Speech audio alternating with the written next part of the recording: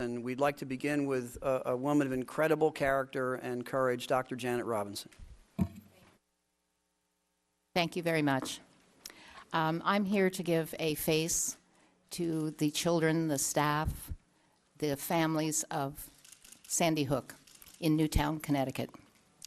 On a beautiful winter morning in December, buses dropped off their precious cargo. Nearly 500 elementary children who filed in their school with the expectations of all little children that good things would be happening today, and little in the way of cares. Maybe, what's for lunch today? Will I have a chance to play with my friends at recess? In the first 3 classrooms in the front hallway, the little first graders' coats were hung up and the morning routines began with their circle time on the rug with their teacher.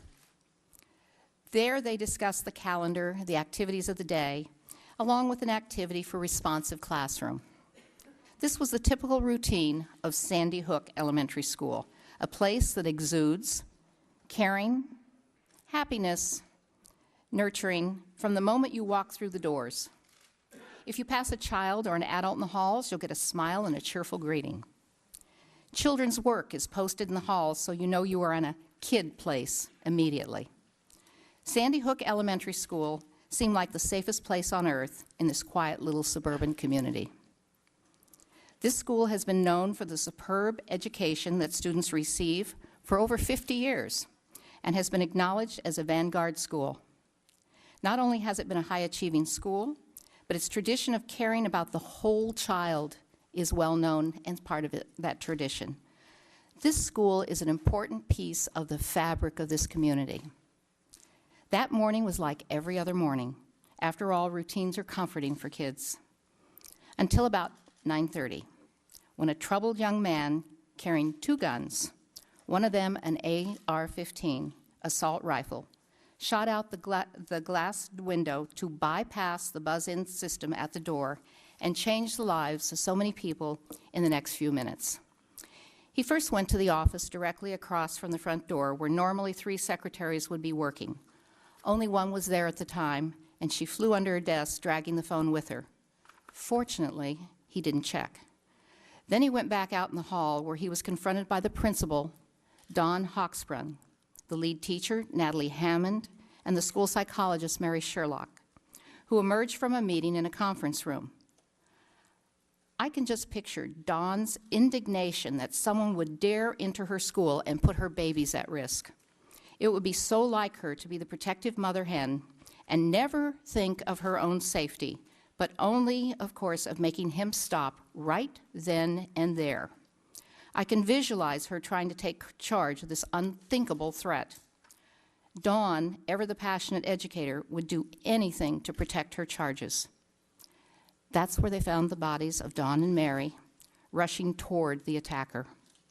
Natalie, fortunately, survived the attack with serious injuries.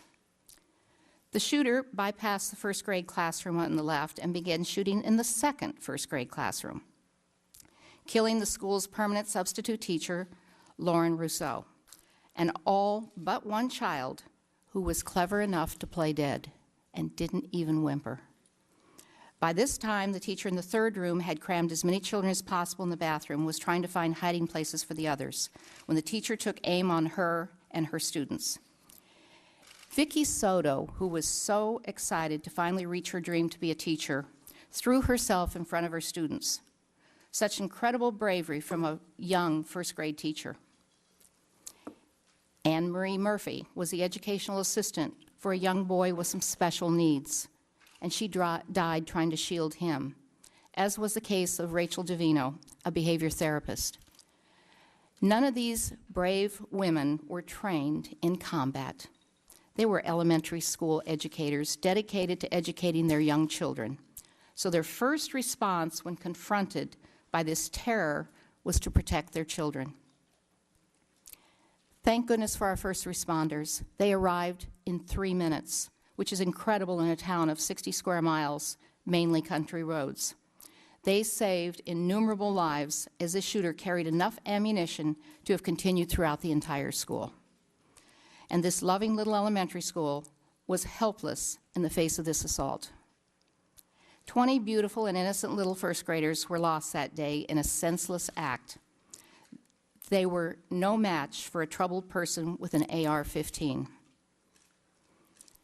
At the firehouse, where we had all gathered to try to sort through the events of the day, the true horror of the assault began to become apparent as parents came running, crying to the station, looking for their children. As we released children to their parents, we began to realize we didn't have enough children. There were parents without children. It was then that I was beginning to realize the magnitude of this horror. 6 dedicated educators were lost, including a phenomenal principal, Dawn Hawksprung, who took over the leadership of Sandy Hook 2.5 years ago. She was an experienced principal whose passion for this important work was immediately evident. She had a vast knowledge of good instruction and coached her already effective teachers to stretch even further for excellence. She truly enjoyed being an elementary principal and joined in all the fun of the elementary school with gusto. Whatever theme day the school was celebrating, she was all in. She might show up at a district administrators meeting in pajamas and fuzzy slippers, or dressed like a fairy princess. The students knew that she liked to have fun as part of the learning. Yet, she was serious about ensuring that every child had a highly effective teacher. She, along with her colleagues lost that day, represent a huge loss to the futures of all those children they would have impacted in their professional lives. Now, we as a community are struggling to pick up the pieces and determine what this new normal looks and feels like. Our sense of security has been shattered. Innocent children and the people who teach them were gunned down.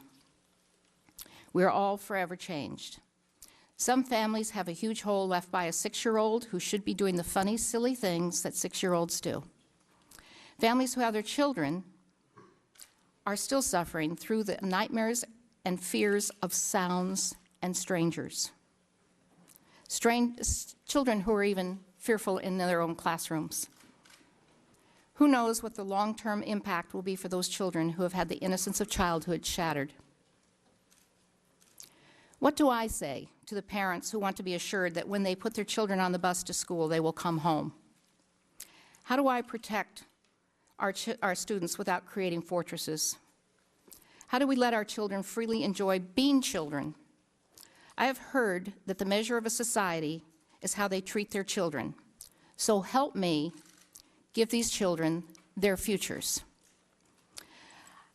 I would just like to share with you, as one final thought, a 4th grade student, Congressman Pelosi, sent you a letter, and her name is Ava, and she says, I am a 4th grade student in Newtown, Connecticut. After the shooting in my town, I started an online petition asking for help from the President and Congress to change the gun laws. It got a lot of support from all over America, but then I had to take it down because the police were worried about my safety. What everyone in Newtown wants is for you to ban semi-automatic weapons and large-capacity magazines and to make everyone use guns safely. This is important so that a person cannot shoot many people at once and or injure people badly. Semi-automatic weapons and large-capacity magazines end lives and put lives at risk. This ban will help prevent individuals, families, and communities from suffering the way we are now in Newtown. In Newtown's Municipal Center, there are hundreds of thousands of cards and pictures from children and adults from all over America. It's so sad. I think the people against changing gun laws should walk through the long hallway and read one card out of every box to realize how many people want this change. We would all appreciate anything you can do to help. Sincerely, Ava S. And this is some of the thousands and thousands of cards and letters that are gathered in the hall. It's just so the support and the feeling among the people in this country. Thank you for doing what you're doing here.